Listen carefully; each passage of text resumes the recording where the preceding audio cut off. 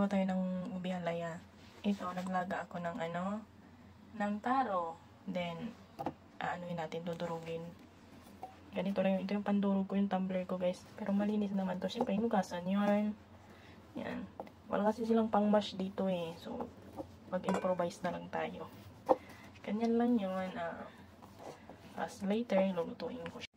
Ayan na guys, yung kalahating taro. Hindi kalahating kilo ha. Yung isang buo siya. Tapos,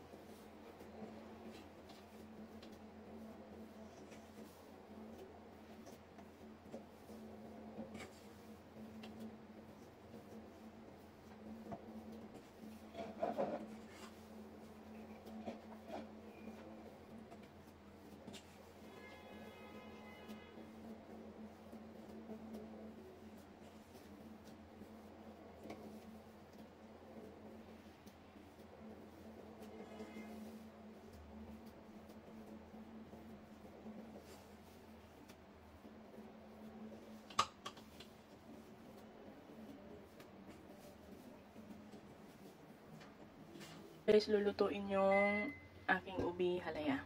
Dito sa kaserola lang to. Yan. Ito yung gamit ko. Carnation.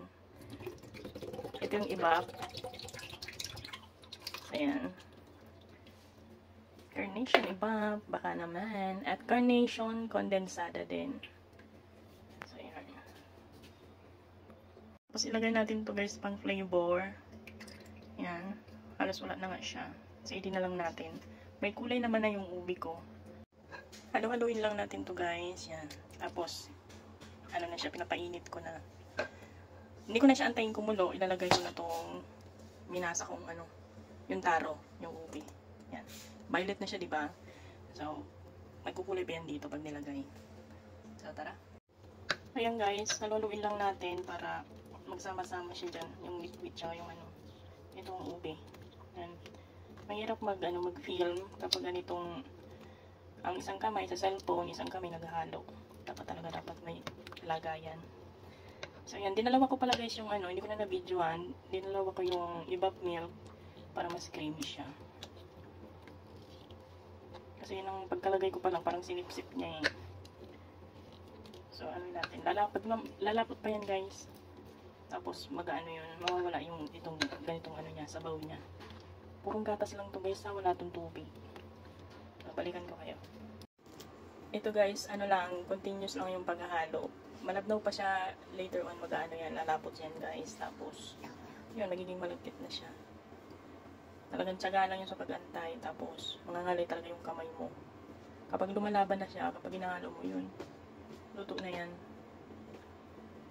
Partida yan, nandito pa yung alaga ko, nangungulit. Habang wala pa sila amo, ayan, nagagalaw-galaw ako dito. Tapos mamaya magluluto ako ng para sa dinner. Alas 5 pala guys ng hapon. Ngayon. Maya-maya nandito na sila. So, ayan. Okay lang naman kahit maabutan ako na nagluluto. Wala namang problema. Allowed naman ako sa kanila na magluto guys. So, ayan. Ayan guys, malapot na siya. Yung bang parang may nahahawi na ako. Basta mapipil nyo naman yan kapag kayo yung nagluto ng ganito. Ayan. Continuous pa rin yung paghahalo. Maganda sa cookware na to guys, kasi hindi siya nadikit o. Tingnan nyo naaalis lang siya. Meron din ako mga ganito sa bahay. So, maganda talaga mag-invest sa mga ganitong cookware. Kasi pang matagalan mo na ito magagamit, maganda pa yung quality. Tapos, ko siya sa ilalim guys, hindi siya dumidikit. Talagang maganda. So, yan. Kunting pa. Mga ilang minutes pa. Para yung talagang lumalaban na kapag hinahalo. Yan. At naamoy ko na siya guys, mabango. Di ba mabango naman yung amoy ng ube? Dapat nilalagyan to ng ng vanilla extra. Kaya lang sabi ko para purong ube flavor. Walang mag-aagaw ng amoy. Ube lang talaga. Hindi ko na siya nilagyan. So yan. Naamoy na, pumunta na nga sa sir eh. Sabi niya daw ginagawa ko. Sabi ko, hindi niya naman maintindihan to eh. Pero basta nagluluto ako. Tapos lumabas na sila ng alaga ko. Kaya pwede na ako. Wala nang makulit. Magpiplay lang yan dyan sa baba. Sa may playground. So ayan.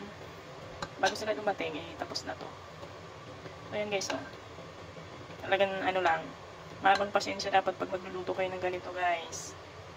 Para makuha mo yung tamang yung talagang talagang labot niya. Punta lang niya sa jam. Yan.